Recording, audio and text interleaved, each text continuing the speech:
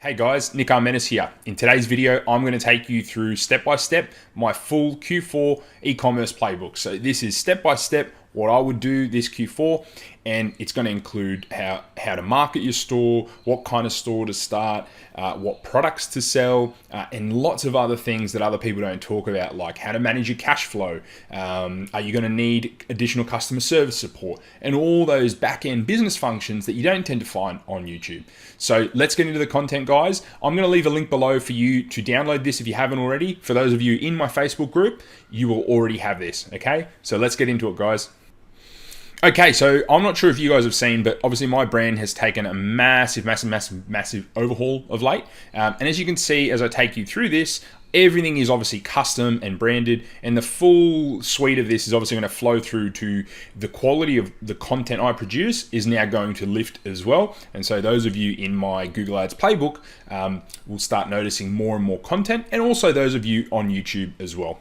So guys, this Q4 is obviously going to be quite different to all the other ones, right? So this could potentially be the biggest Q4 of all time. And the reason I say that is consistently every single year, Q4 gets bigger and bigger, okay? And I probably, before getting too deep into this, I'll explain to you what Q4 is, okay? So Q4 is the fourth quarter of the year, okay? So it's between October and ends at the end of December. And I like to call this the spending season because the bulk of e-commerce stores and retail, both online and offline, you're going to find that, you know, a huge portion of your sales, maybe 60-70% for some stores, are going to come just from this period. Now, that's not the case for everyone, but I find that regardless of the niche or industry, this tends to be the year where people make this quarter of the year tends to be the biggest by far. So a big part of this is you've got heaps of holidays and events crammed in to these times, and people are in a gift giving and spending mood. People budget for this, and this is the time of year people buy. Okay, so if you consider yourself or your family, I'm sure at this time of year you spend more money. It's just totally normal. Regardless of where you are in the world, you'll find that most people in most countries are going to spend more during this time. So for those of you running Google Ads, you're going to notice, you know, your search volume is going to go up, for example, which means that the phrases that get searched, on top of being lots of new ones, so, you know, Christmas gifts, best Christmas gifts, all things like that, that's going to go through the roof. But across the board, you're going to see search volumes rise. And generally speaking, conversion rates also go up because people are there ready to buy. They've got their credit cards ready. They've got their wallets out. They're going to buy. So if you've been around in the online world or in business in general, you know that a business's year can be made or broken in this quarter alone. So my background in retail head office buying, for the stores that I had worked in their head office, in this product sourcing team, we would account for almost 60% of our sales in that quarter for the whole year. So we would run unprofitable for the rest of the year, but in this quarter, we went through the roof. And guys, just last Q4 was 16.4% bigger than the prior one, okay? This is in the US alone. And Shopify sales actually grew at the fastest pace ever. They grew at 47% on prior year. So Shopify is actually outpacing that online sales growth. So lots and lots of merchants are obviously selling on there, and especially totally new ones, and people are actually spending more. So this year is going to be unique because obviously COVID-19 has actually accelerated a lot of this move to online.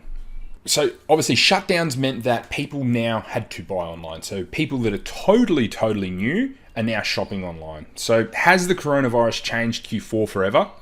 So guys, according to the Treasury Department, I got this info directly from the Treasury Department's website. During Q2, the height of COVID-19, more than $1 in every $5 that was spent in the economy was spent online. So if you rewind 4 or 5 years ago, this was less than 10%, so less than 50 cents. So this is over 20% of sales were online during that period. That's up over 44% compared to the last period last year, which is almost $140 billion more, which is absolutely staggering, guys. You only need to grab one small chunk of that pie and you're going to be doing very, very well for yourself. So online adoptions, which is people who have never shopped online starting to shop, so especially older people, they've now been forced to shop online. So their buying behaviors are completely different. They're changing. And obviously not only that, so you've got more people shopping online than ever, people are spending more on average. This trend is continuing. So this has been a trend that's been going on for decades now. On top of this, we've got government stimulus, which is the money government gives people, either through tax cuts or through direct money. So a lot of people got checks in the mail for money during COVID, and other types of assistance. All of these things, right, have on top, including that and the shutdowns, has caused online to have a huge spike. And this trend should carry through to Q4. All those people that used to shop bricks and mortar are now shopping online. On top of that, people that are at risk of COVID or contracting COVID in that higher risk category, they're going to have adopted at an even faster rate. So all the elderly people that are at risk, they could be staying at home. More of them are going to be utilizing online. So I think the best thing for you is just look at what happened in your home country or wherever you're selling. Did your home or workplace look like an Amazon depot? So a lot of people I speak to in the US, even their workplaces, for those that have returned to work or whether they've got a home office, they were ordering off Amazon like crazy. They were ordering off online retailers like absolutely crazy.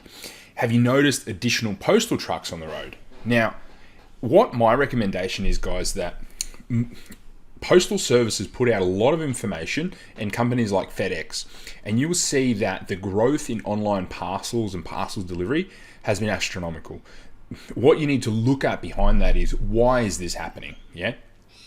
The reason is there's more people buying online. There's more people wanting parcels. And so if you go and read these reports, this will give you the confidence to kind of understand that, you know what, this is a great industry to be in, and this is the way of the future. So the key holidays you need to prepare for. There's lots and lots and lots of niche holidays, guys, but I've got a list here of the holidays you need to put a mark on your calendar and the ones you need to prepare your store for, your supply chain for, your customer service for these days. I am going to have an actual Q4 calendar released very soon. I'm just putting the finishing touches on it. This will be available for download soon, so stay tuned for that. But the main holidays you should be preparing for, and some of these, Halloween for example, you should already be preparing for. Black Friday, Cyber Monday, Thanksgiving, Singles Day, Green Monday, Free Shipping Day, Christmas, Boxing Day, and the post-Christmas season. So what I find is that, at the very least, especially within Australia, the US as well, people get gifts at Christmas that they then need to buy accessories for. For example, the iPhone and the AirPod cases and Apple Watch bands and things of that nature that then needed cases or covers, watch band replacements.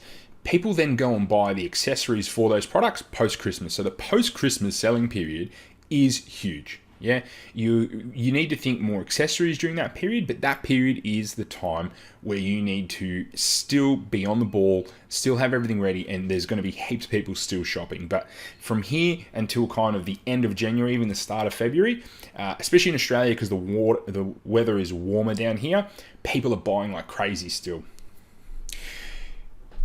Okay, so stay tuned, guys, for this Q4 calendar. Going to be available for download for you guys. So how to prepare yourself and your business for Q4. This is a very broad overview, but this is the mindset you need to get yourself in. These are the things you need to be thinking about. And a lot of these you probably haven't thought of. You've probably just focused on ads and things like that and testing new products. But what you really need to be looking at is things like supply of stock, right? Supply of your products. Is your supplier reliable if you're buying it from someone else? Do you have enough inventory to tide you over the holiday period? Now, best bet there is to provide your supplier with a forecast, or if you're private branding, you're going to need to obviously place orders. So on top of that, you would want to plan out as much of the year as possible.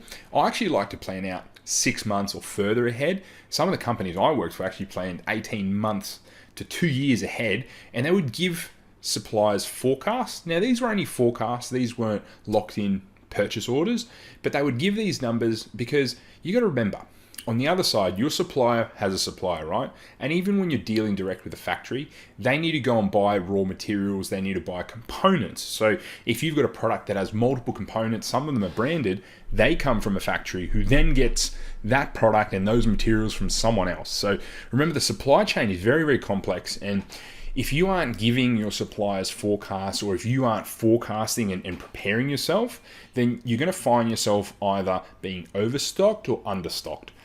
And obviously neither of these situations is very good. So just make sure you're checking, look at past sales data.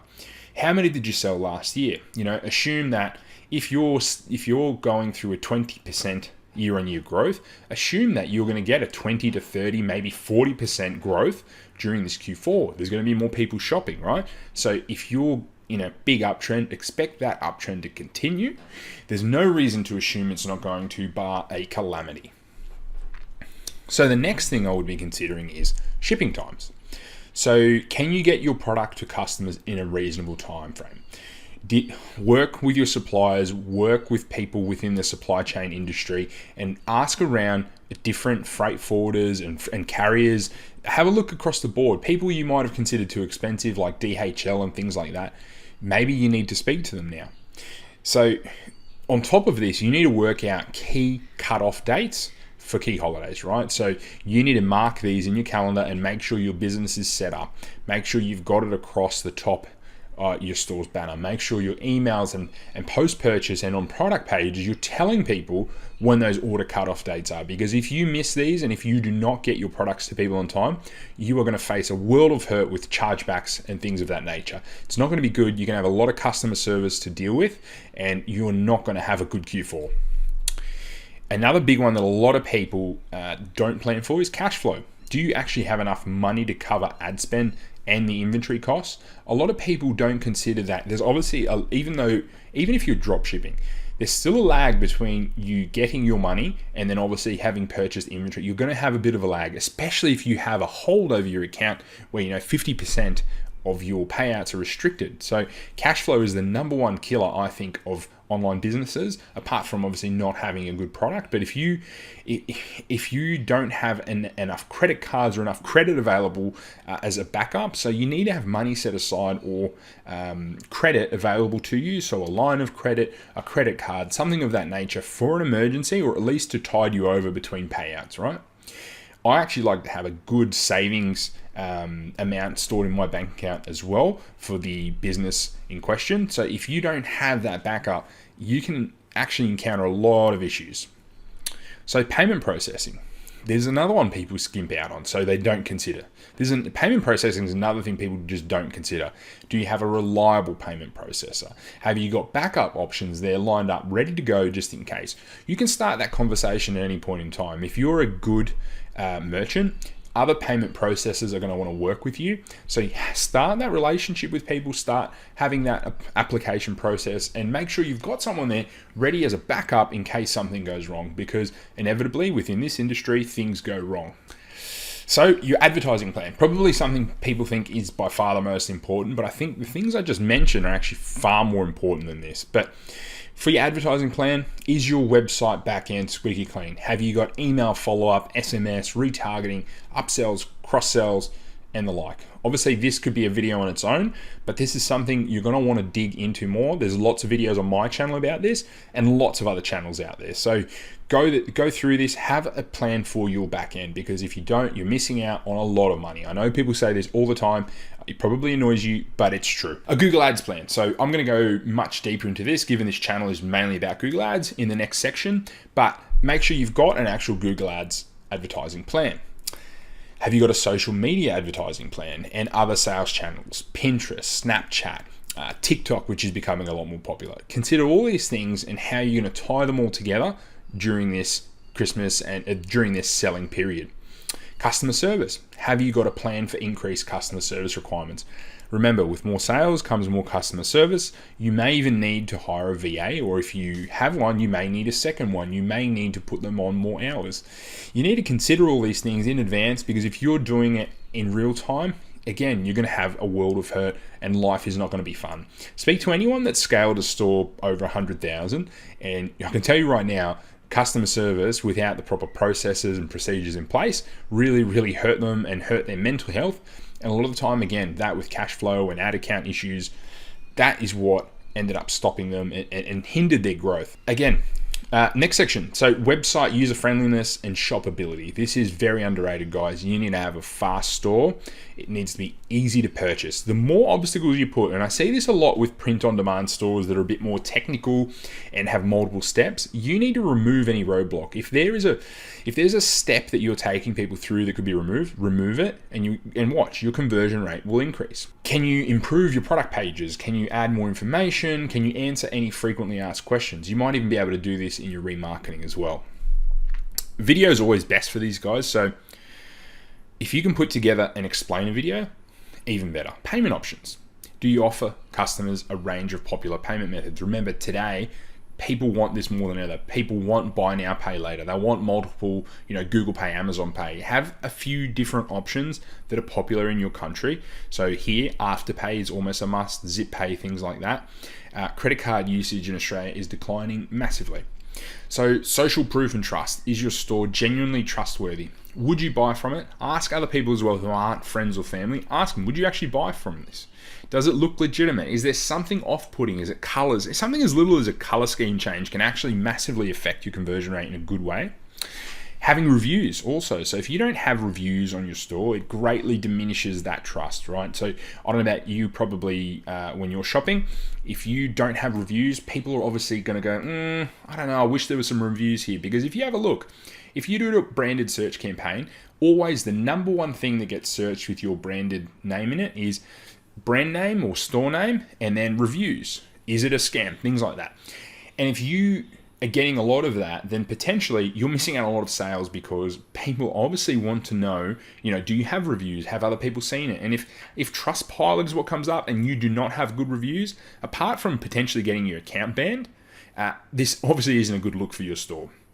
Now, all of this ties into branding, which obviously has never been my specialty. And as you can see, I've had to spend a lot of time, money, and effort to bring that up to speed, right? So, but it's super, super important.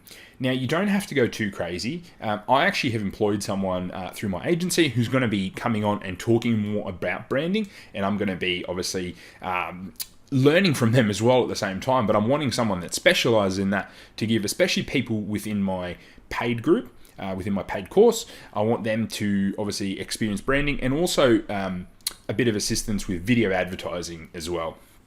Things like YouTube, how to shoot a product video with your phone, things of that nature.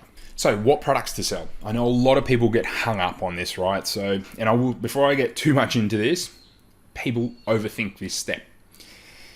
Remember, on Google Shopping, if someone's searching for it, you've got the opportunity there to put the relevant product in front of them and they will buy. All right? If it's relevant, your title is relevant, your image is relevant, the price is good, the product page and store look good, people are far more likely to buy than if they're just scrolling through social media and shopping for something generic, land on your site. There's just that extra element of trust, and people know that there's so many scams in Facebook ads and Instagram ads, and people that are just still very good sources of traffic. But with Google Shopping, you do not need to overthink the product research process. Okay, enough on that. So in this section, guys, I'm going to cover off the best niches or collections of products that sell well during this time, the requirements of 6+ figure products, what I've seen in my experience and with my clients and what I've seen them do, product research strategies to find good products. So examples, and then I'll also show you some examples of high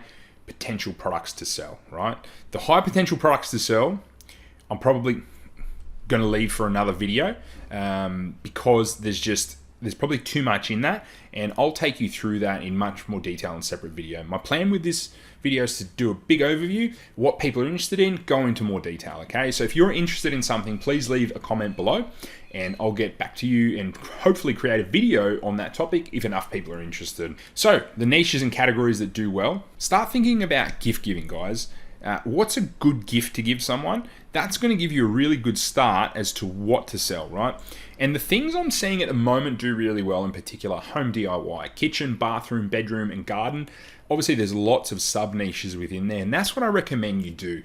Say you have a kitchen store, maybe you can do Scandinavian design kitchen store, right? Or, Hampton's home look store, right? Things of that nature. So garden in Australia is going to be very different to garden in, say, Sweden or Finland or Norway or any of those countries. So when you do a store, try and sub-niche into, a relevant country or style, and that's going to actually improve your conversion rate, and it's going to help you hone in your product research.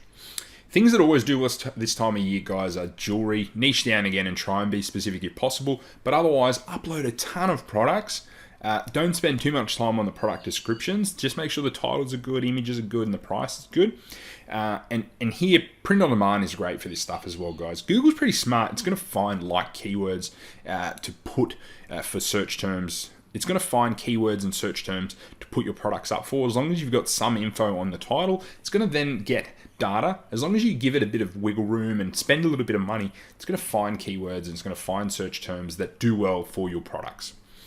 Electronics, phone cases, wireless chargers, cases, things like that. Watch for the new product launches of Samsung, Apple, and all the other phone companies, and sell accessories. You'll notice that, especially Christmas Day and Boxing Day, you're going to see a huge spike in sales, right? Even throughout this whole Q4 period, you will.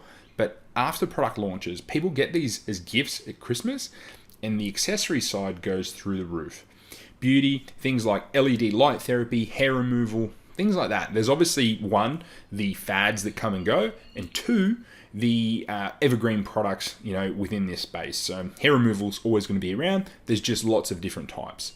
If you do good branding with these sort of things like beauty, you can do really, really well. Obviously, you want more of a pink look, but know your customers. So if you're targeting like mothers, you're going to need to brand the store slightly different to if you're targeting teenagers or young adults. Health and fitness equipment is still doing well, even post-COVID. Obviously, that massive spike from people being indoors and needing health and fitness equipment has dropped off a bit. But people are forever buying health and fitness equipment. There's a lot of fads that come and go. There's people jump on and off the bandwagon. I know myself, I've kind of put on a bit of weight now, and I'm going, okay, what can I do to lose some weight? I'm going to get a new gym membership again. I'm going to go back to jiu-jitsu after my operation. All these different things. And then I'm like, okay, what do I need to buy? I need to buy some skipping ropes, some new boxing gloves, things of that nature. And where do I look? I look online on Google for the most part. Seasonal gifts do really well, guys. So you could do whole stores around any of these concepts. So, winter or summer, depending on the hemisphere, a Christmas store, Halloween, things like that. Halloween's probably a little bit late to do a full store on this. People are going to expect their products within the next couple of weeks. And if you miss that, not going to be good. So if you want to do a Halloween store, make sure you get local suppliers or have quick shipping at the moment from China. Kids, so toys, cool gifts, gadgets, so many different things. I'm going to show you some strategies to find good toys and things like that. Kitchen and cooking, so unique plates, cutlery, gadgets to solve problems, think like that. Now, pets. Pets is one that people always talk about, but the reason is the pet industry is huge, guys. My old man laughs that Australia and a lot of Western countries are places where people love their pets more than their kids. And so at the very least, they love them just as much. And pets have become members of family and are treated very, very well. So, if a household of a couple, say for example, they've got no kids, they're going to spend a lot of money on their pet. So if you can tap into there, have a nice pet themed store, you can do really, really well. I actually personally know someone that started an online pet store in Australia probably 8 to 10 years ago. They've now got multiple warehouses around Australia, and they literally started out of their garage, and they sell, cheaper sort of products for pets, but now their range is kind of exploded and they carry almost everything, and Google Shopping is a huge, huge driver for them.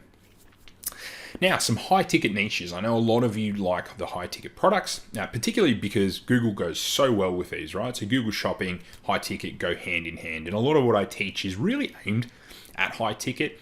But the strategy for Google is the exact same for high ticket as it is for the rest. The only thing that changes are the cost per clicks may change a bit, and you may need more clicks, so a lower conversion rate, so you need more traffic for a sale than say something else, because the higher nature, the higher dollar value nature of the product just means people need to see it more often before they buy. So furniture, think office, desks, lounge room, lounges, bedroom, beds. And again, like I said, try and find a theme. Maybe you'll go for like a monochrome look furniture store, right? And maybe you're going to get that person that really likes that monochrome, that black and white kind of look.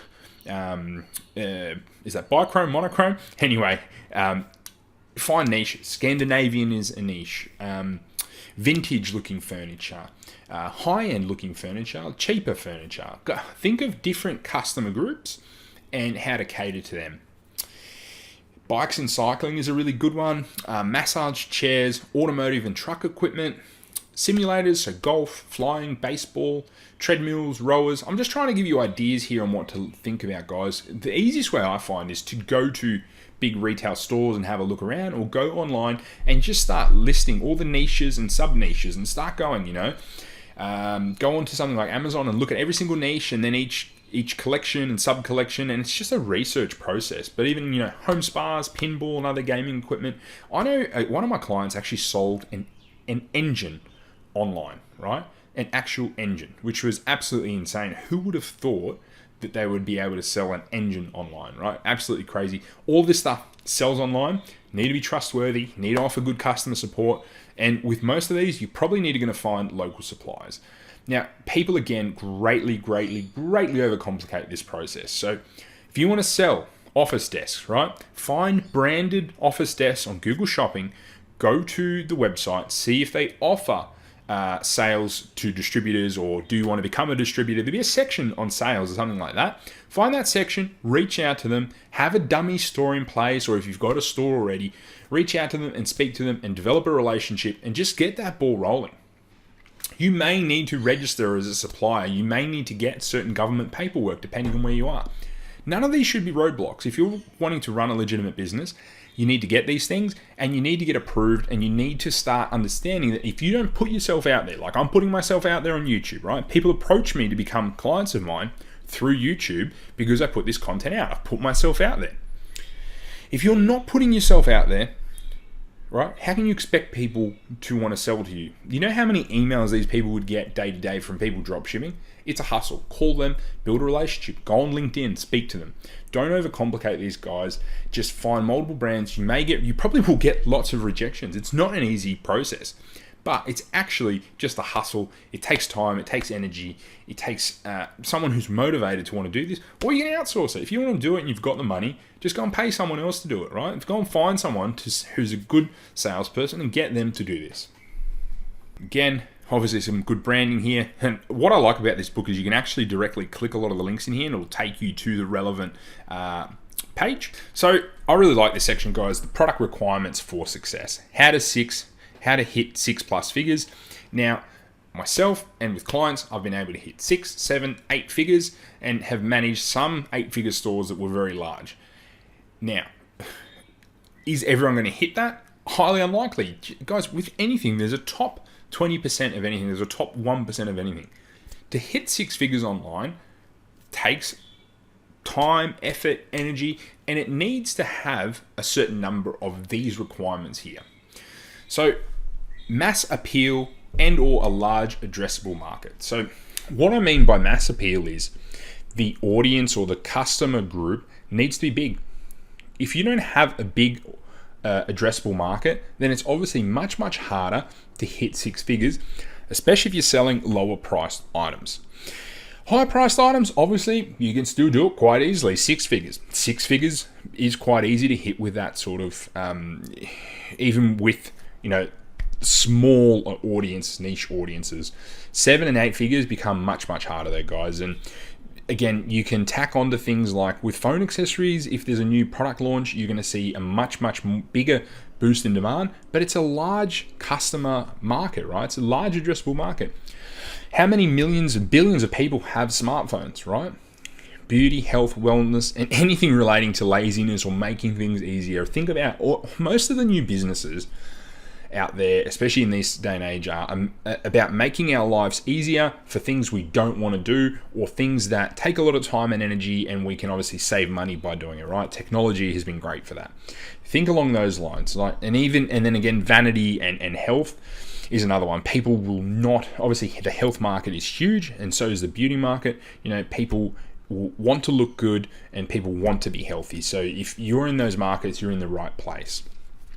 Number 2, the benefit or solution needs to be fairly obvious, guys. If it's something that you need a lot of explaining, it's very, very hard to sell online, I find. So there's certain products, I call them the show products, right? Show products go very, very, very well at trade shows, in person in retail, where you need an experience to understand the product. Otherwise, what you're going to need is a lot of creative and a lot of good copywriting on top of that, and it needs to be kind of some video included in there if it isn't fairly obvious. Now, the reason I put this in there is a lot of you are beginners on this channel, and so you need to pick something where the benefit is fairly obvious, right? So for a phone case, the benefit is extremely obvious. It protects your phone from smashing, right?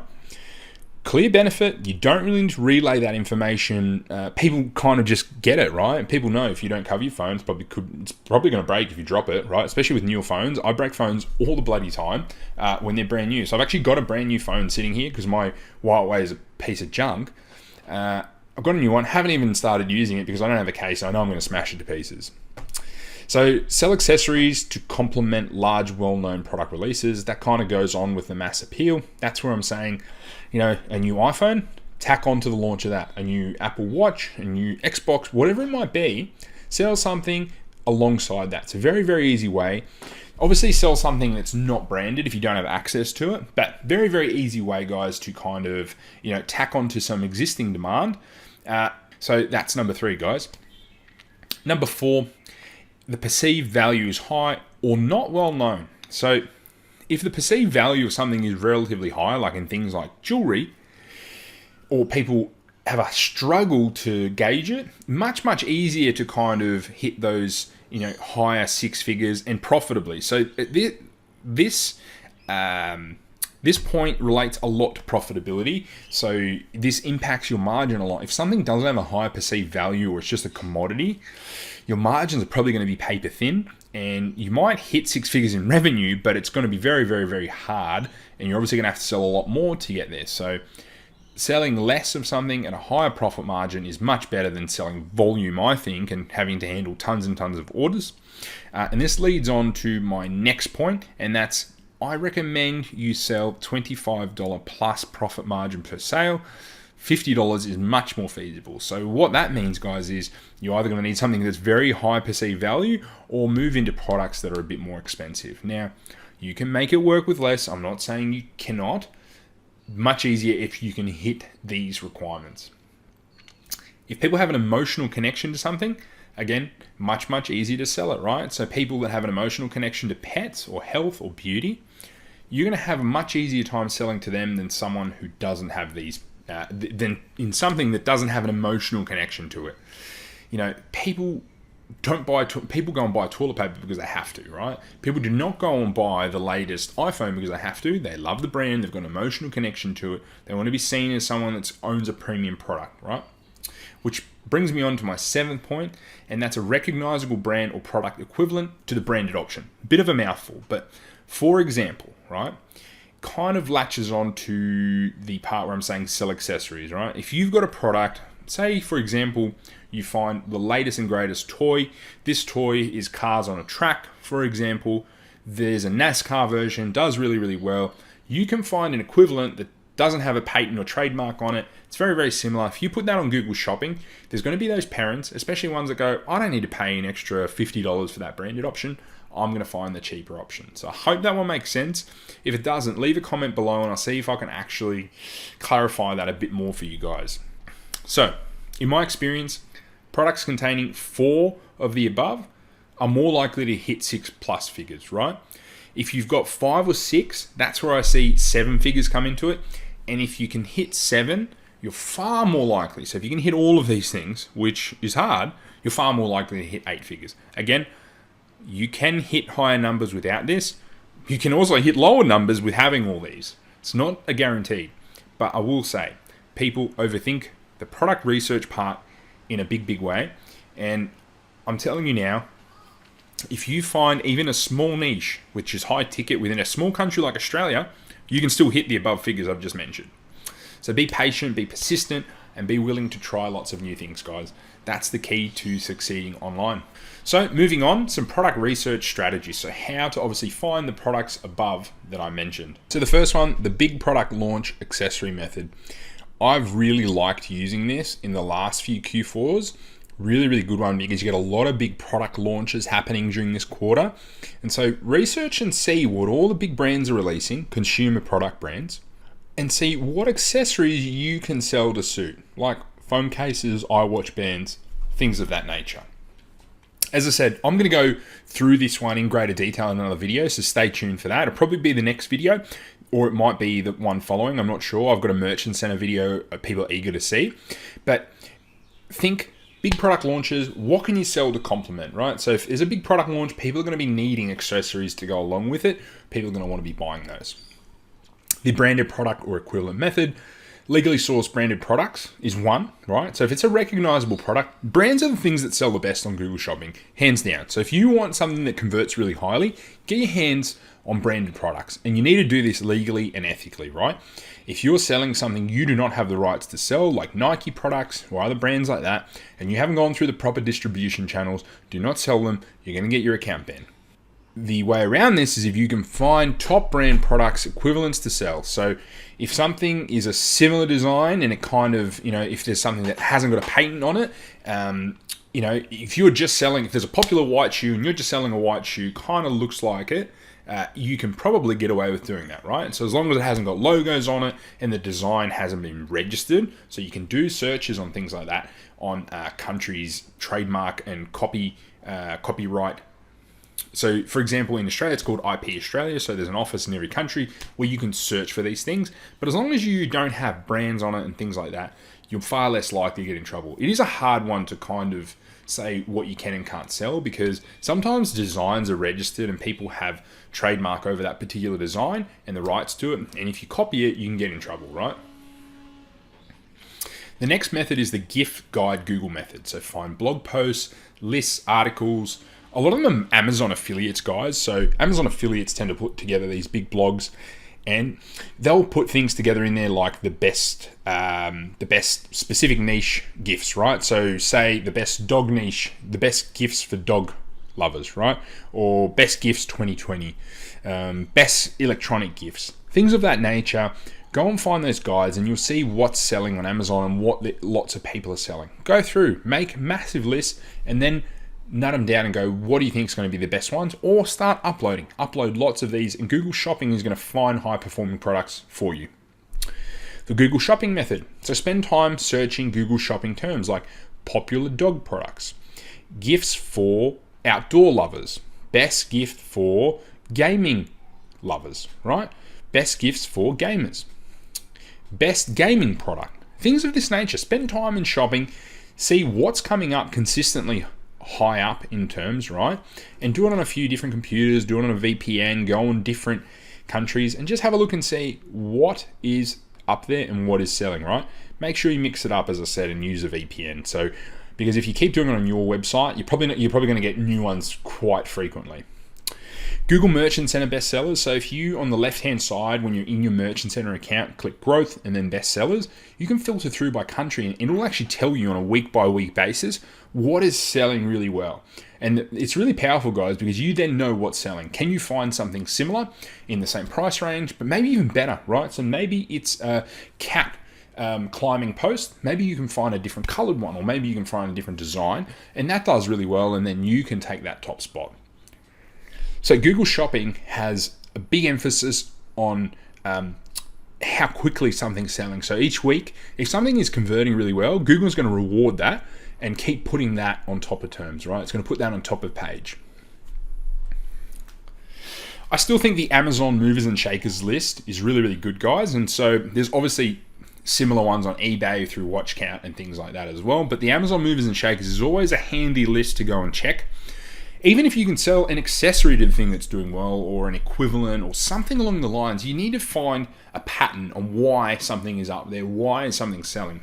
This is actually a psychological game, and Google's a very much a psychological game as well. But product research, it's about getting in the heads of consumers, thinking of activities that they might do, and then finding appropriate products to sell to them. You then match it to what their kind of persona is, and you make the store look friendly for them, and you're going to have a customer there, and you may even have a customer for life if you do a good enough job.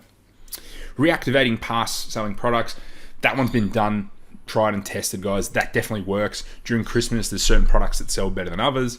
And so if you can keep doing that and try and come up with a different angle, you're going to do really well. Okay, so just pump out those sort of products that do well. Have multiple options, multiple variations of it. Put a bit of work in, guys. This stuff isn't easy. So products to sell during Q4.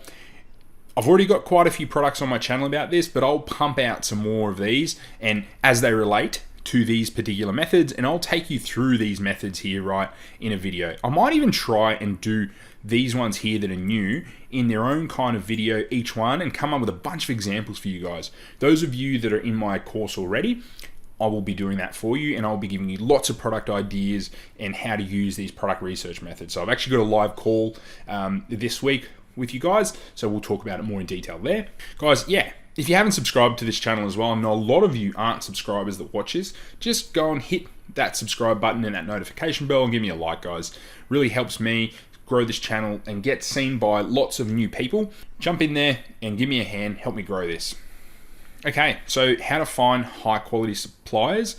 There's a various range, guys. So again, this is going to be another one that needs its own video, but there's things like Sprocket, Udroppy, sourcing agents, which you can actually find on things like AliExpress and Alibaba. Facebook groups can be a little bit touch and go. I've found some good ones in there. I've found some terrible ones in there. You just need to test them out for yourself. Read up online. Do they have good reviews? Again, the same product process that people go for when they're researching your products on shopping and why they may not buy. Do the exact same thing. Do your due diligence, all right? Alibaba, again, go and try and find suppliers that have the highest statuses, that have good reviews, right? High ticket suppliers. Let's go and, as I said before, find a brand name or type of product, find their website, head to the sales section, reach out, develop that relationship. It's going to take some time. Fill out any paperwork you might need to do. Jump on board and, again, give them a test. They may not be good, right? You may find, right? You may find that you get 10 rejections, right? But if you do not go to the 11th, then you don't know, okay? There's lots of brands out there. There's lots of opportunity. Even within Australia, I found a kid. He's a client of mine now. He did $430,000 the other month just from selling products drop shipped in Australia only, which is absolutely incredible. And you know what? The only thing I've noticed that separates him from others, he is a straight up hustler, right? He gets on the phone. He's on the phone all day. He's finding deals. He's out there. He's talking to people, and he lives and breathes his industry. If you do that, you got a much better shot at doing really well, guys. And so once this sheet will actually keep getting updated, guys. So if you check back in on the Google Drive link, I'll be filling in some of this stuff here and it'll be ready to go. So branded products, again, you're probably going to find a local distributor. I'll be putting out a lot more content on the high ticket suppliers because I think what's going to happen in my course is it's going to become two different courses, probably a high ticket dropshipping course, maybe even three, a Google Ads e-commerce and potentially an agency one, because a lot of people are talking to me about Google Agency, which I also run. Okay, so how to prepare your actual store for Q4, guys. So preparing your store is super important. You want to do things like mix up your store theme, get into the spirit of Christmas. There's lots of add-ons and themes that you can do. Get some seasonal banners done up. This always really helps, guys, and actually build some credibility, because especially if something's custom, if it's not a template, people know when something's a template. If they see something over and over and over, it has a certain feel and people can smell it, they can feel it. And so if you can get something custom, a custom banner done for your store, it actually helps a lot alongside with a custom logo. Email campaigns, I've got a link to email marketing here. That's an evergreen video, guys. You can use that at any point in time. Members of the Google Ads Playbook, I'll send you again my holiday templates that I sent to you last year. From here, guys, gift guides, the 10 best gifts for dad this Christmas, hottest toys of 2020. Put guides like these together. Builds credibility, can help you get additional sales. Also helps your SEO. Update your ad copy to be a bit more seasonal, like 50% off Boxing Day sale, Black Friday. Add Black Friday keywords to your search campaigns. Make sure your retargeting set up. All these little things, guys, really, really help you build on your business and become, and actually help you get that extra bit of profit to break into the black and make some money.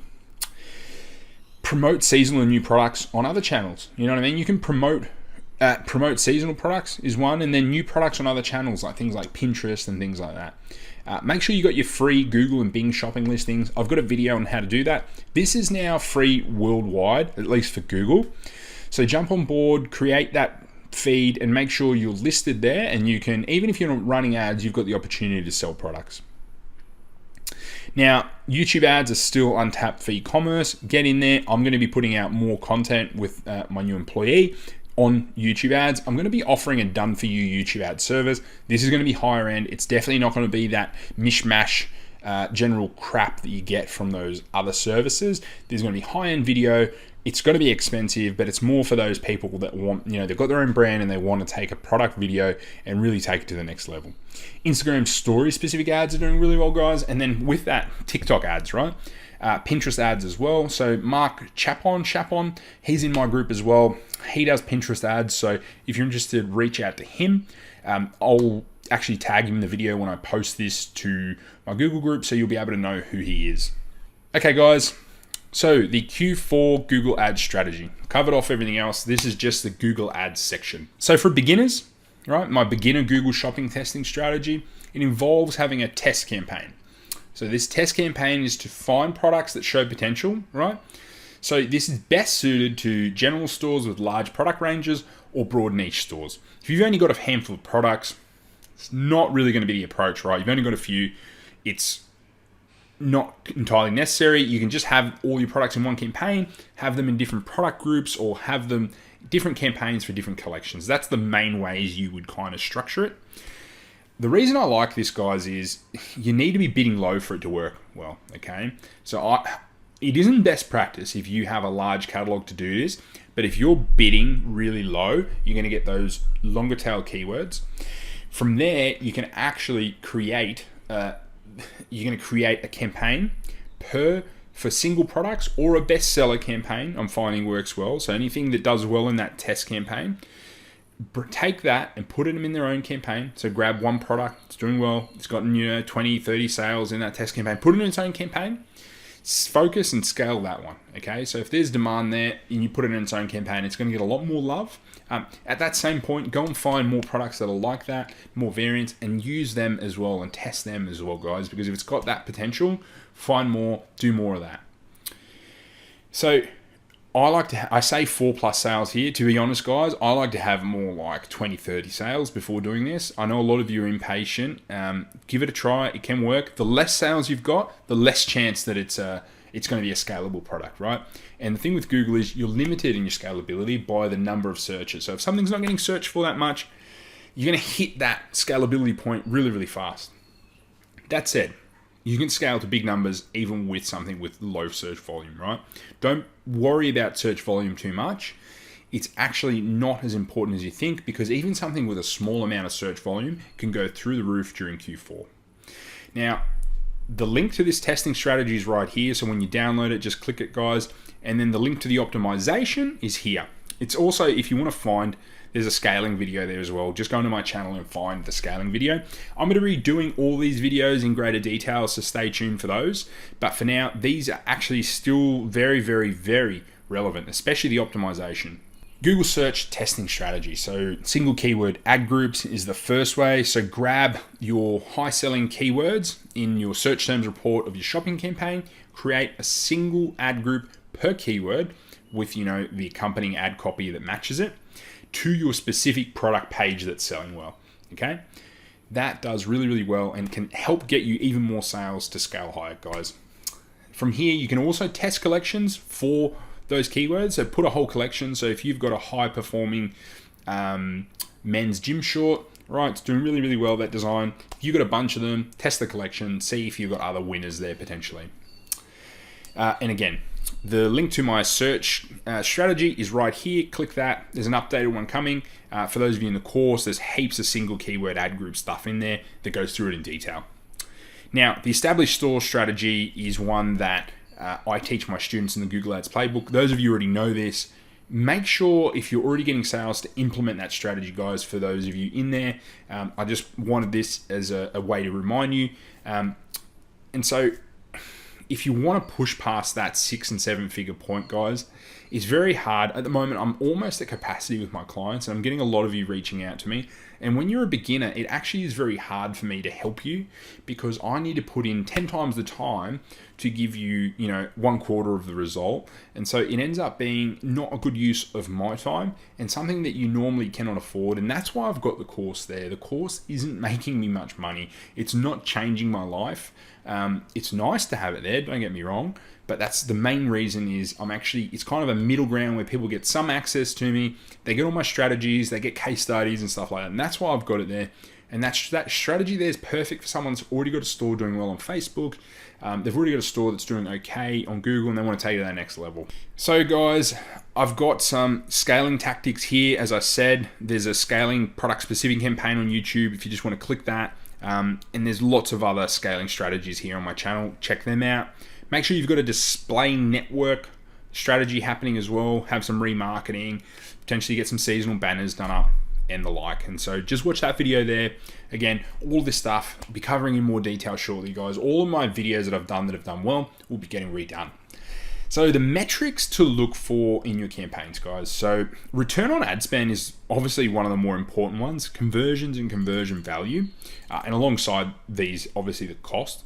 So the return on ad spend, I find, generally speaking, is going to sit anywhere between 2.5 for something, even 2 for some of those high volume and competitive niches, to 5. And then if you're above 5, you're doing really, really well. I'm excluding branded search terms here. If you're branded search terms, they're probably going to be getting, 8, 10, 20. I've got even some doing 100x plus return on ad spend because it's your brand, right? Bidding on your own brand, it's going to have a high ROAS. If you're doing 3 to 5, you're probably doing quite well. If you're doing 5 plus, you're doing well, guys. That's a good return on ad spend. Click-through rate, to a lesser extent, if you can improve that click-through rate, you're going to improve the ad quality of your account and your ads. And so you're actually going to get lower cost per clicks if you can improve, if you can make the ad more relevant and congruent to what the person's searching for. Search impression share, lost impression share, and search lost IS due to budget. They're going to give you metrics. They're metrics that guide you as to what decisions to make. Check your search terms reports regularly. You may need to go into analytics now to see all your search terms because Google's really limited the number of search terms we see in Google Ads. So guys, again, as I said, subscribe to the channel. It's all through here. So I also wanted to cover off the key learnings that I had from last Q4. A really big one I learned the hard way. Do not underestimate how quickly you can burn through your budget on days like Black Friday, Cyber Monday, Christmas Day, Boxing Day.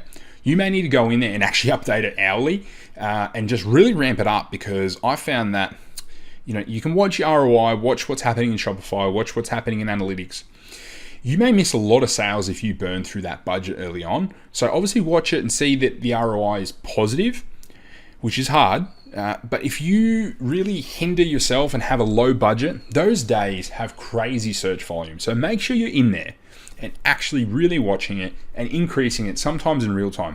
That's what I do for my clients, and that's what I learned that's how I could have got them an even better result, was actually increasing that budget even more than what I did. For those few days, it's literally just all systems go for me. It's literally I'm sleeping very, very few hours and I'm making sure that all my ad accounts have got a budget in place there. There's actually scripts you can write to improve this as well. I do have a script I've been trialing.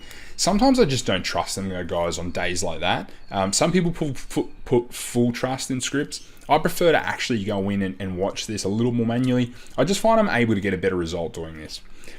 The other thing is make sure you're watching your Google Merchant Center for issues frequently.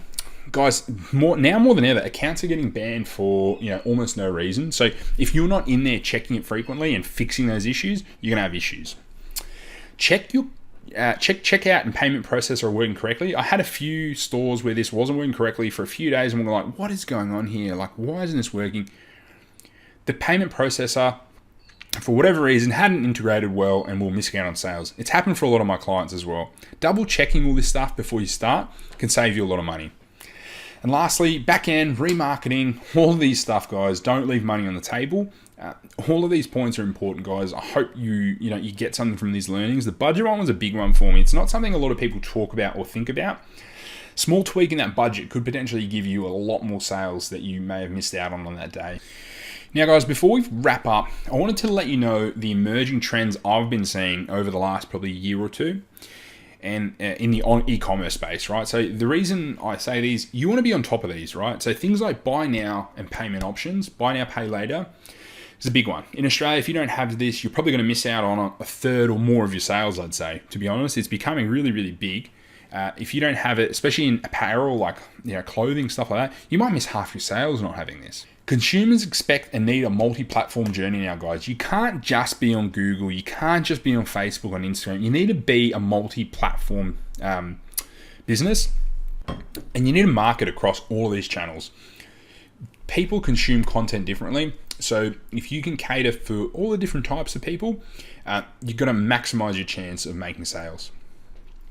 Voice search and voice shopping is growing fast, guys. So, Alexa, order this, or Google, find me the best webcam, right? One thing normally pops up only in voice search, particularly on those home devices. And so maximizing that is going to be key. And again, optimization is where that's going to come into play, and getting sales momentum. So if you're selling lots of the particular product, you've got good optimization, your keywords, titles, descriptions, all that stuff, better chance of you coming up. Now, people expect multiple fulfillment options. That's something as a must, guys. Like, having warehouse stock gives you that flexibility. And so that's where you should be looking towards, having your own branded line of products that are fulfilled, whether it's by a third party or a postal carrier, and you control the stock. Make sure you're starting to look to move towards that if you're serious.